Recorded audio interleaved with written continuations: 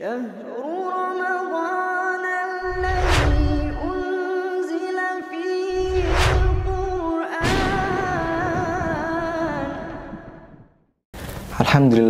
Alhamdulillahirabbil alamin, wassalatu wassalamu ala Rasulillah wa ala alihi wa ashabihi wa man tabi'ahum bi ihsanin ila yaumiddin.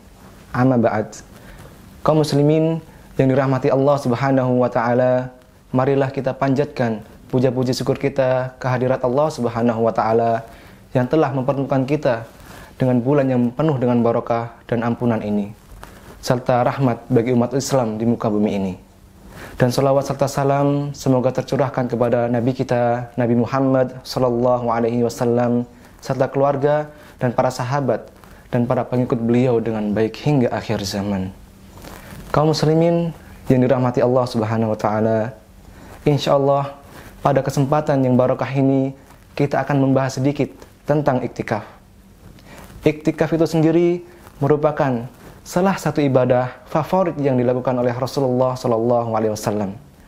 Dan tujuan iktikaf itu sendiri ialah memfokuskan diri untuk beribadah kepada Allah Subhanahu wa taala dan menjalankan berbagai kegiatan kebaikan di dalam masjid.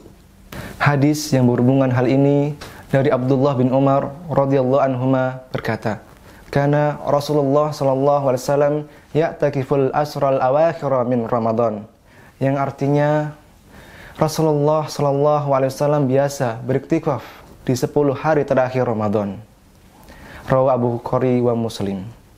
Kaum muslimin yang dirahmati Allah Subhanahu wa taala, dari hukum pelaksanaan iktikaf itu sendiri terbagi menjadi 2, yaitu yang pertama hukumnya wajib jika seseorang telah menadarkan diri untuk melaksanakan iktikaf sebelumnya. Dan yang kedua, hukumnya sunnah muakkadah, yaitu iktikaf di 10 hari terakhir Ramadan, sebagaimana yang telah disinggung dalam hadis Abdullah bin Umar radhiyallahu anhuma. Dan timbul sebuah pertanyaan, apa saja yang perlu kita lakukan agar iktikaf kita bisa berjalan dengan maksimal dan mencapai target yang kita inginkan? Maka kita perlu memperhatikan hal-hal yang diantaranya ialah yang pertama, niat ikhlas karena Allah Subhanahu wa taala dalam menjalankan iktikaf. Dan yang kedua, yaitu memilih masjid-masjid yang mempunyai program iktikaf secara baik. Dan yang ketiga, yaitu tidak bergurau di dalam masjid atau dalam beriktikaf.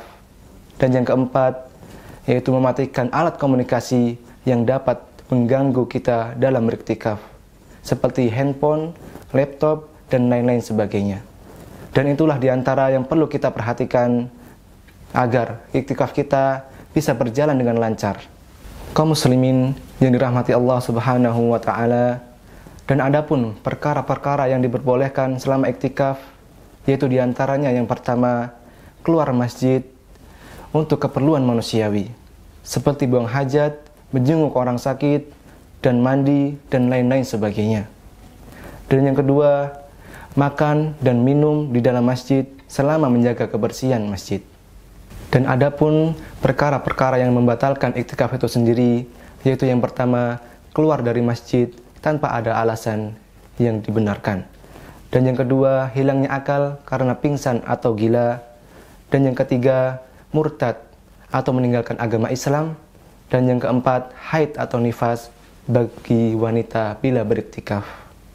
Dan itulah sedikit pembahasan tentang iktikaf yang bisa kami sampaikan.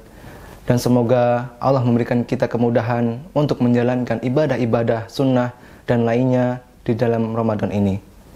Aku qouli hada, wassalamualaikum warahmatullahi wabarakatuh.